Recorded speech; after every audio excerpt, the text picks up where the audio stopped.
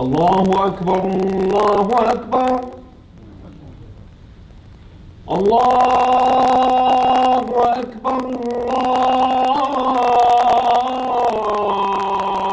الله أكبر أشهد أن لا إله إلا الله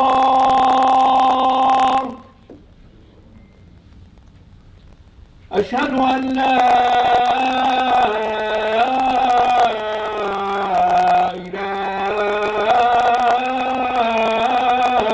إله إلا الله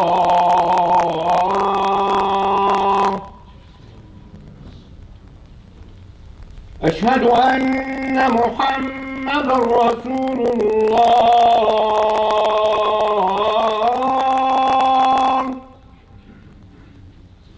أشهد أن محمدا رسول الله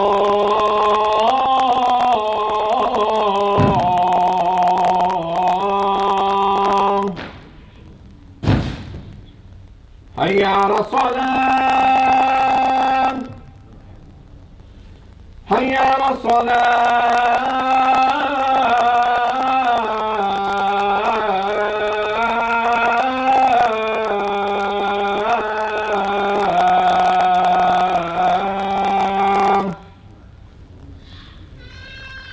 حي على الفلاح حي على الفلاح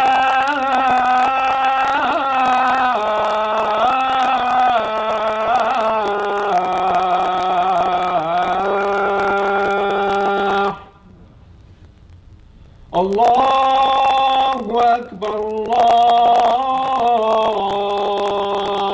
الله أكبر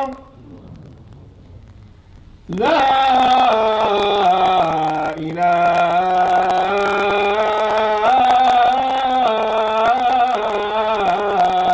إلا الله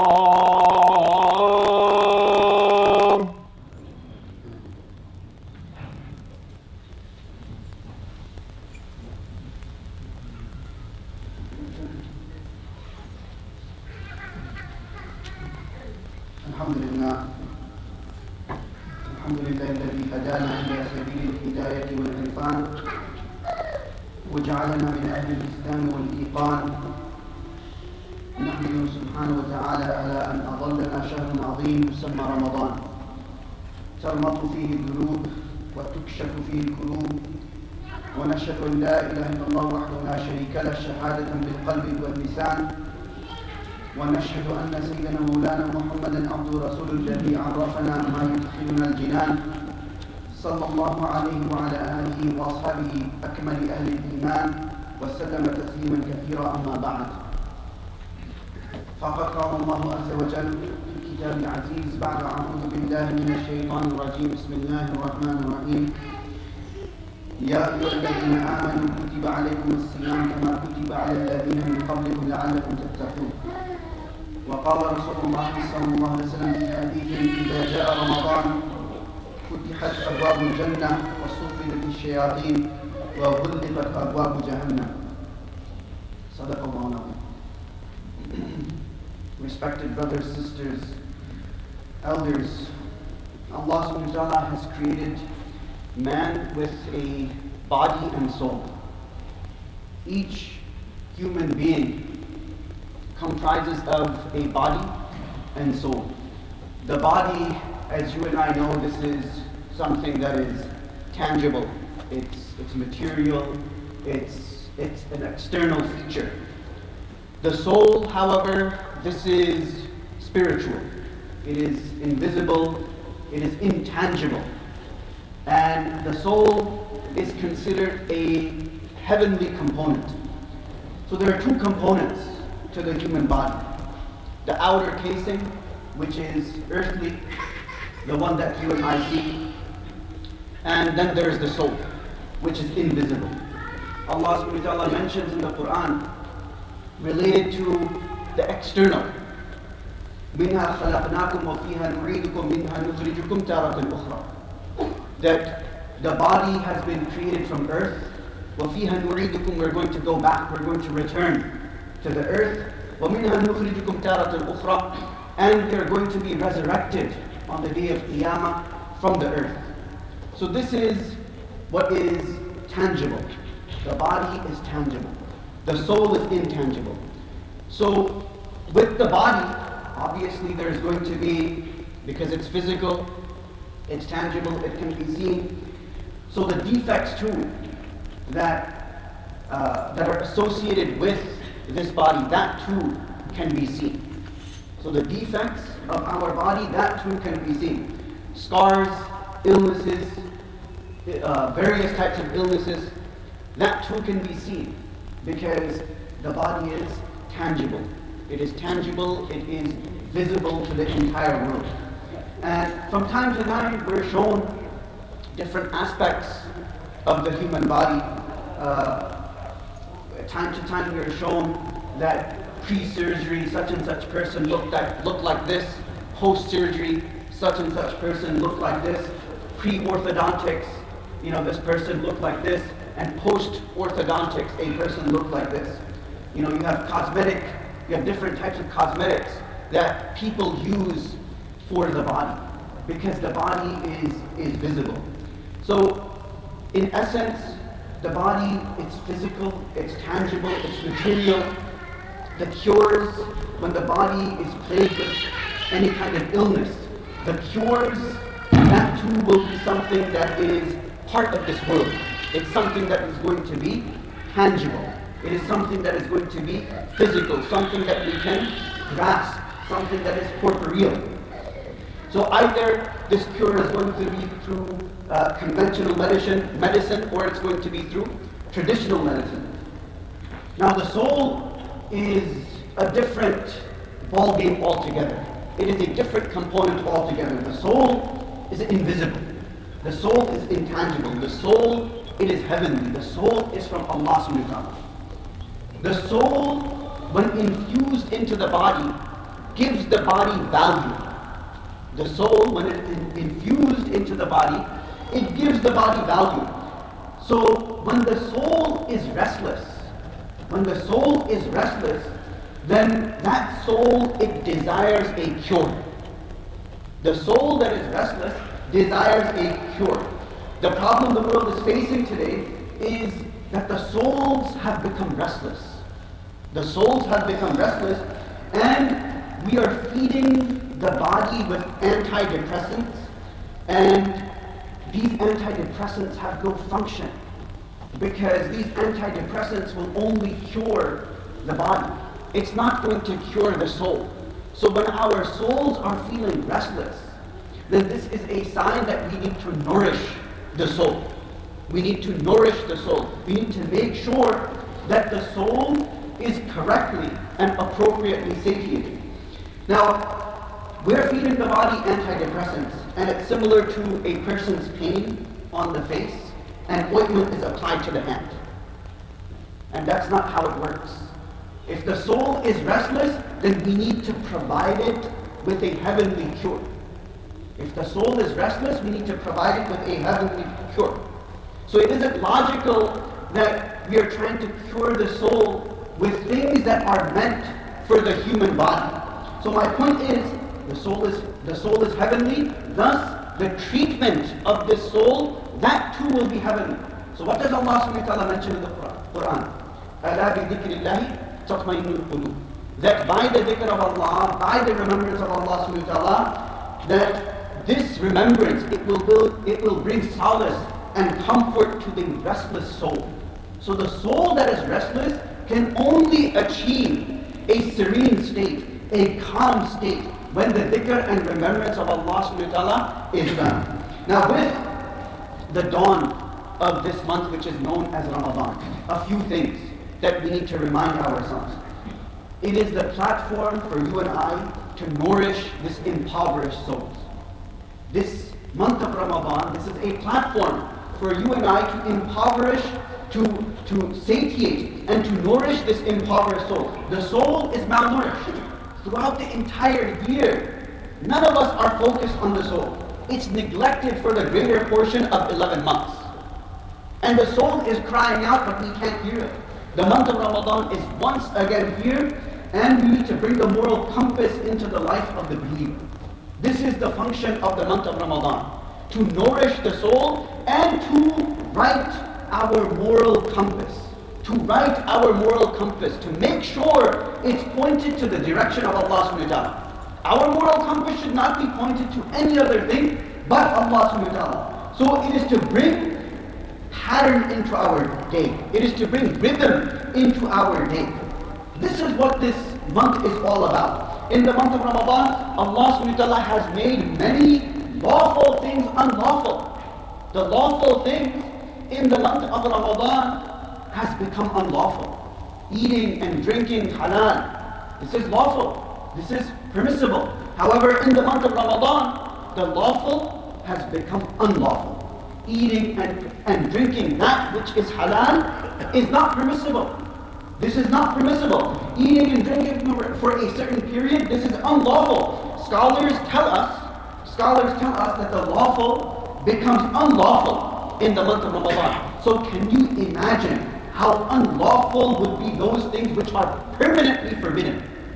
Which are permanently forbidden. How unlawful must they be? Abusing our sight. This is permanently forbidden.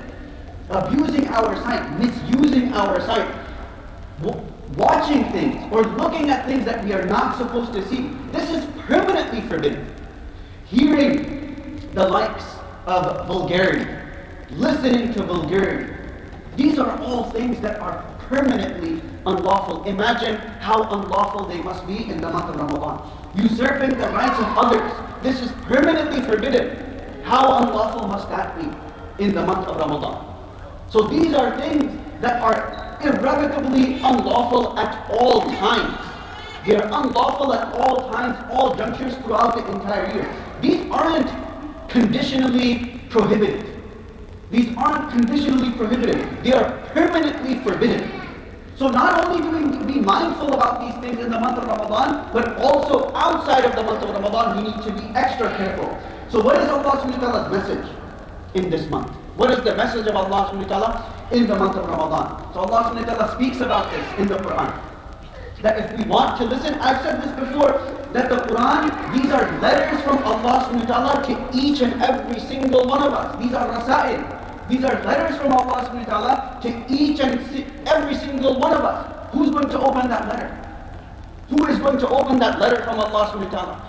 So Allah subhanahu wa ta'ala is speaking about the month of Ramadan. What is Allah subhanahu wa ta'ala saying? شهر رمضان الذي أنزل فيه القرآن. That the month of Ramadan, this is a very august month. This is a very special month. This is a month which is defined by revelation of the Quran. Allah subhanahu wa ta'ala speaks about this month. How? By telling us that this is the month where the Quran was revealed. What is the Quran? Hudan linnas. Hudan linnas, this is a guidance for mankind. Hudan linnas wa bayyinatin min al-huda wal furqan. That this is a guidance and manifest proof from Allah subhanahu wa ta'ala. And this is a criterion to distinguish between that which is forbidden and that which is not. This is what the month of Ramadan is all about.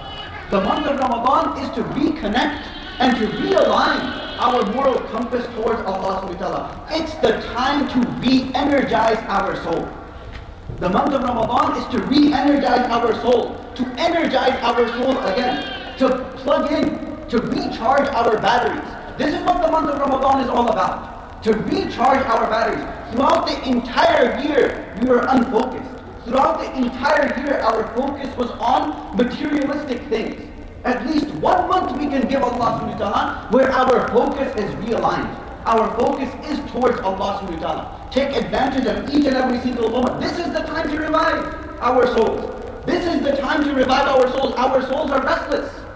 And if we want our souls to stop, knocking on that door, and we think that we have, we're suffering from some kind of, ailment related to the mind, it's not. It is not. It is because of that restless soul. If we are feeling down throughout the year, it is because we have not reconnected with Allah subhanahu wa ta'ala. So the month of Ramadan, this is the month where we need to revive our souls. So one person, he comes to a scholar.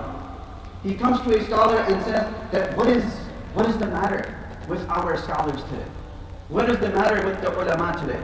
The people that know what is wrong with them. So they deliver sermons. They deliver sermons weekly, they deliver sermons daily. And yet, those sermons, they don't yield any kind of positive results. Everything stays the same. Everything stays the same. In the month of Ramadan, yes, sure, the masajid are full. But outside of the month of Ramadan, why is it that it doesn't yield results? Because it should yield results. The sermons and these reminders for you and me, they should yield positive results all throughout Muslim community. So what is the reasoning behind that? So this scholar, he gave a very profound response. He said that in the ulama as-salaf kan ayqadan, that the ulama of the yesteryear, of the past, they were awake. They were awake. وَالنَّاسُ نِيَامٌ, and the people, they were asleep. فَنَبَّهُ الْأَيْقَاظَ النِّيَامِ. So these scholars, because they were awake, they woke up those who were asleep. وَعُلَمَاءِ زَمَانِنَا وَعُلَمَاء زَمَانِنَا. As for the ulama and scholars of today, they're sleeping and the people are also sleeping. They are sleeping and the people are also sleeping. So we're all on the same boat. Everyone is in the same boat. So we need to right the ship and we need to correct that navigation. We need to correct that course. And we need to understand that our soul needs to realign itself toward Allah Azza wa Jal. This is our job in the month of Ramadan. This is what we need to do. How can someone who is asleep revive the dead? How can someone who is asleep revive the dead? These types of reminders on a daily basis, every single week, these types of reminders, they should wake the dead. They should awake. We should be awake from our slumber. And yet we are still sleeping, even in the month of Ramadan. Even in the month of Ramadan, we are not finding time for Allah subhanahu wa ta'ala. Our condition has deteriorated to such an extent. So we have this month that we are experiencing now. We should receive it with jubilation. We should be happy and elated. The same jubilation that we will experience when the Eid Hilal is seen, that same jubilation we should express now.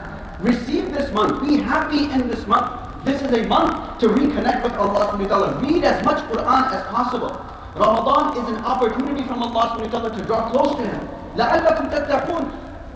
We've heard this verse so many times and so often. This is a month to achieve taqwa. This is a month to profit. It is a month to profit. And profit as much as possible. That it is spiritual in essence. This profit is spiritual in essence. It isn't meant for excessive food consumption. This is not what our focus should be on. That, you know what, this is the type of exotic foods I'm going to try this evening at iftar. Well, what about the dua? How about remembering to make dua at that time during iftar? That is a dua that is not rejected, but as the Prophet ﷺ has stated in a hadith, that the dua made at the time of breaking fast, that dua is not accepted. This is the time that we should ask Allah subhanahu wa ta'ala. Aisha radiallahu anha, she asked Rasulullah that what dua should I make? What is the best dua I can make? So Rasulullah said that ask Allah subhanahu wa ta'ala for forgiveness, that you are all forgiven, and that ask Allah subhanahu wa ta'ala for comfort and ease in all of your affairs. This is the dua. So the Sahaba, they were not focused on what kind of exotic foods they're going to eat in the evening. They were focused on Allah subhanahu wa ta'ala. They were focused on what kind of du'as they should be making during iftar time. And this is what we should be concerned about. What kind of du'as we should be making at iftar time. Not how much I'm going to eat. Not what kind of exotic foods are being cooked in my kitchen. These are things that are irrelevant in the month of Ramadan. These are things that hijack the month of Ramadan. In Ramadan, Quran should be top priority. Why are we letting our Ramadan become hijacked? Don't let Ramadan become hijacked with what kind of food I'm going to eat and what I'm going to do during the entire day so the time can just go by. No, read as much Quran as possible. Offer as many nawafil as possible. This is what we can do. So there's going to be many distractions. There will be many distractions that will make us oblivious from the blessings of Ramadan. Each and every second in the month of Ramadan, this is precious.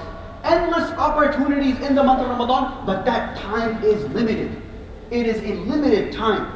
It's not going to last forever. It's 29 or 30 days. So there are endless opportunities, but the time to grasp those opportunities are very limited. The month of Ramadan opens the floodgates of opportunity for mu'minun, for believers throughout the world who embrace it with faith and anticipation. So those people who embrace the month of Ramadan with iman, ihtisab, and with anticipation that this is a month of opportunity. This is a month to profit. It's not a month for distraction. It's not a month where I focus on other things. No, this is the month that we can completely devote. We change our schedules for the month of Ramadan. We change our schedules for the month of Ramadan. Throughout, we start at suhoor. Who wakes up at that time? Who wakes up at 4 o'clock? And we're scheduling our suhoor just to accommodate the month of Ramadan. If we can do that, then we can reschedule throughout the entire day for the sake of Allah subhanahu wa ta'ala. So this time that Allah subhanahu wa ta'ala has given us in the month of Ramadan, this is a limited commodity. It is a limited commodity. A second that passes in this month, we can't retrieve it. We're not going to get that second back. It's impossible to get that second back. So each moment is precious. Each and every single moment is precious. One of the scholars, he mentions in his poetry that لِقَاءُ النَّاسِ لَيْسَ يُفِيدُ شَيْئًا سِوَى الْهَزْيَانِ بِالْقِيلَ وَقَالَ فَقْلِلْ مِنْ لِقَاءِ النَّاسِ إِلَّا لِأَخْذِ عِلْمٍ أَوْ إِصْلَاحِ حَالٍ. So this was the teacher Imam Bukhari rahmatullahi. So he's saying that because in the month of Ramadan, what do?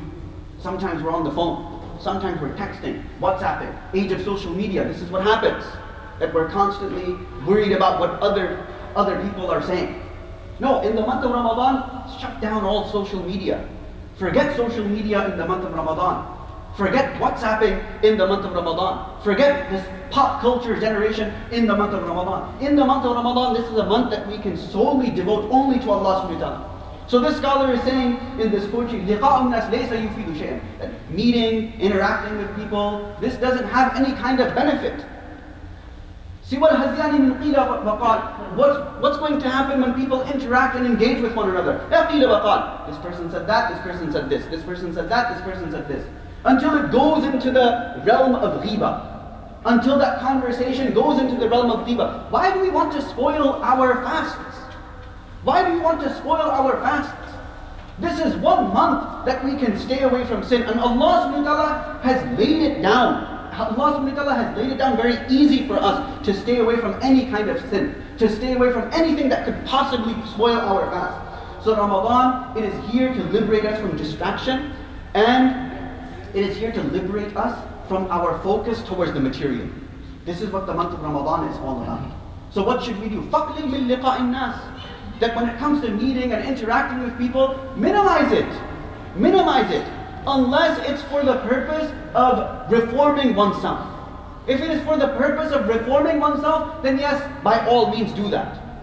By all means do that. But if it is just for the purpose of passing time, that let me just talk, let me just call my friend, and let me just pass the time 1, 2, 3 hours, or let me just continuously text message, or WhatsApp, and then we don't know where the time has gone by. Before we know it, you and I are going to be saying, oh no, only 10 days left. Oh no, only 5 days left. Oh, tomorrow's Eid.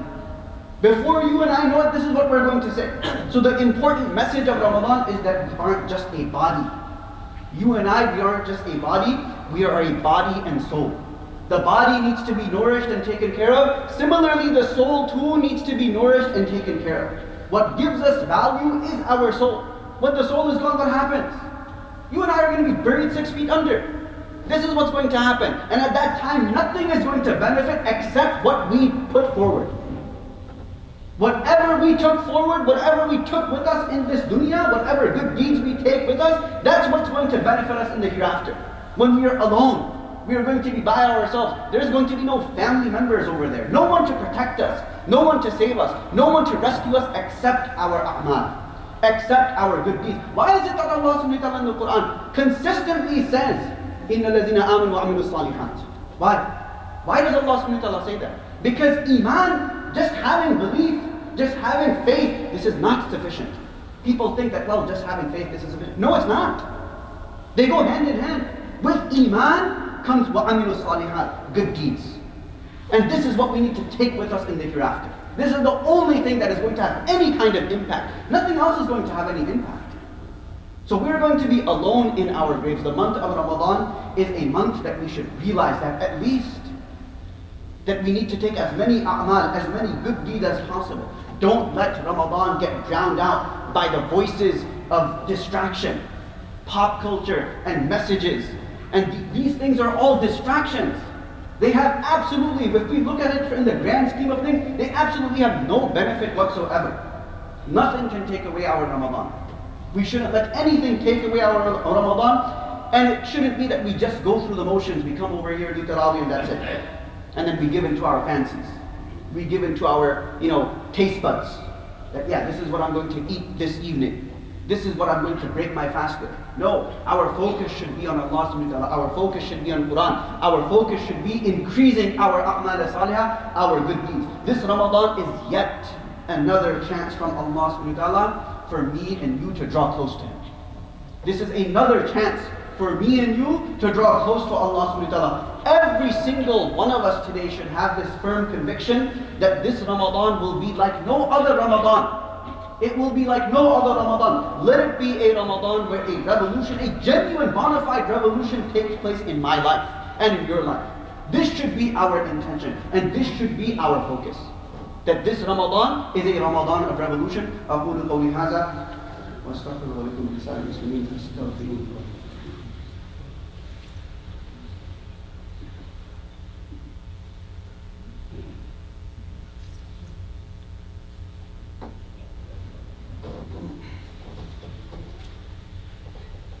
إن الحمد لله نحمده ونستعينه ونستهديه ونشكره ونعوذ بالله من شرور أنفسنا ومن سيئات أعمالنا من يهد الله فلا مضل له ومن يضلل فلا هادي له والصلاة والسلام على سيدنا محمد بن عبد الله وعلى آله وصحبه والاه أما بعد عباد الله فإني أوصيكم ونفسي بتقوى الله العلي العظيم القائل في محكم كتابه يا أيها الذين آمنوا قوا أنفسكم وأهليكم نارا وقودها الناس والحجارة عليها ملائكة غلاد شداد لا يعصون ما أمرهم ويفعلون ما يؤمرون واعلموا أن الله أمركم بأمر عظيم أمركم بالصلاة والسلام على النبي الكريم فقال إن الله ملائكته يصلون على النبي يا أيها الذين آمنوا صلوا عليه وسلموا تسليما اللهم صل على سيدنا محمد وعلى آل سيدنا محمد كما صليت على سيدنا إبراهيم وعلى آل سيدنا إبراهيم إنك حميد مجيد يقول الله تعالى يا أيها الناس اتقوا ربكم إن زلزلة الساعة شيء عظيم يوم ترونها تذهل كل مرضعة عما أرضعت وتضع كل ذات حمل حملها وترى الناس سكارى وما هم بسكارى ولكن عذاب الله شديد اللهم إنا دعوناك فاستجب لنا دعانا فاغفر اللهم لنا ذنوبنا وإسرافنا في أمرنا اللهم اغفر للمؤمنين والمؤمنات الأحياء منهم والأموات ربنا آتنا في الدنيا حسنة وفي الآخرة حسنة وقنا عذاب النار اللهم اجعلنا هداة مهتدين غير ضالين ولا مضلين اللهم استر عوراتنا وأمن روعاتنا واكفنا ما همنا وقنا شر ما نتخوف اللهم اجعل اجتماعنا هذا اجتماعا مرحوما وتفرقنا من بعد تفرق معصوما ولا تجعل فينا ولا معنا شقيا ولا محروما اللهم تقبل منا صلاتنا وقيامنا وركوعنا وسجودنا وتقبل منا صالح أعمالنا واجعلنا من المقبولين في الدنيا والآخرة ربنا هب لنا من أزواجنا وذرياتنا قرة أعين واجعلنا للمتقين إماما اللهم اجعل أولادنا أبرارا أتقياء وأنبتهم في الإسلام نباتا حسنا اللهم اصلح ديننا كله اللهم اصلح شأننا كله اللهم اجعل آخر كلامنا من الدنيا لا إله إلا الله محمد رسول الله عباد الله إن الله يأمر بالعدل والإحسان وإيتاء ذي القربى وينهى عن الفحشاء والمنكر والبغي يعظكم لعلكم تذكرون واذكروا الله العظيم يذكركم واشكروا يزدكم واستغفروا يغفر لكم واتقوا يجعل لكم من أمركم مخرجا. Everyone is requested to pray for Sister Rafia Irfan. She is sick in India. May Allah subhanahu wa ta'ala grant her shifa kamil ajal mustamir. All those who are sick, may Allah subhanahu wa ta'ala remove their illness with no traces. Those who have passed, may Allah subhanahu wa ta'ala illuminate their graves. May Allah subhanahu wa ta'ala grant them rank in Jannat al-Firdaus, and may they be in the neighborhood of Rasulullah sallallahu alaihi wasallam.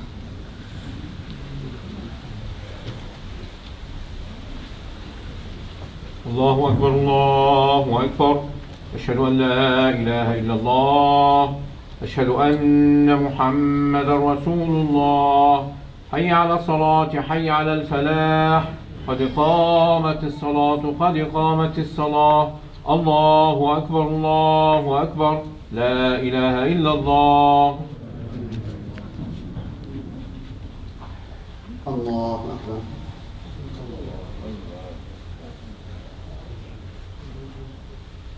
الحمد لله رب العالمين الرحمن الرحيم مالك يوم الدين إياك نعبد وإياك نستعين اهدنا الصراط المستقيم صراط الذين أنعمت عليهم غير المغضوب عليهم ولا الضالين.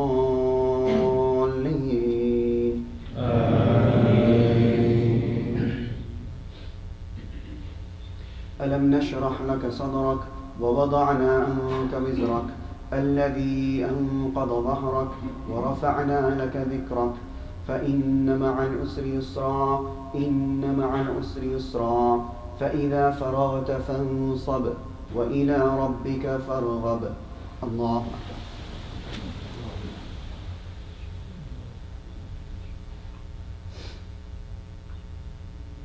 سمع الله لمن حمده.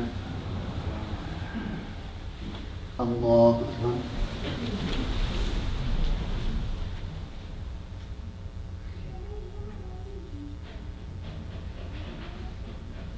الله أكبر. الله أكبر.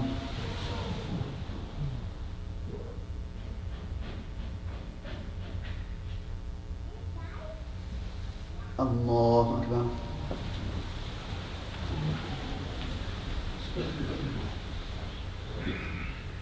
الحمد لله رب العالمين الرحمن الرحيم مالك يوم الدين إياك نعبد وإياك نستعين اهدنا الصراط المستقيم صراط الذين أنعمت عليهم غير المغضوب عليهم ولا الضالين.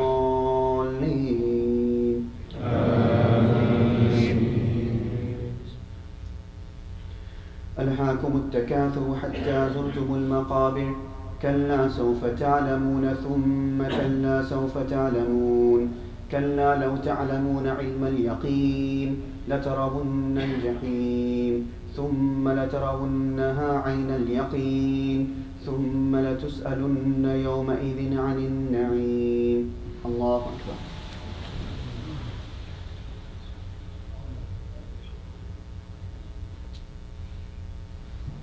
سمع الله لمن حمده. الله أكبر.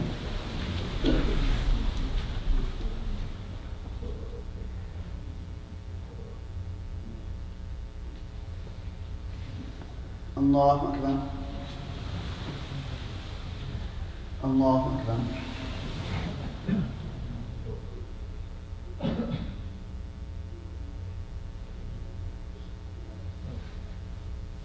الله أكبر.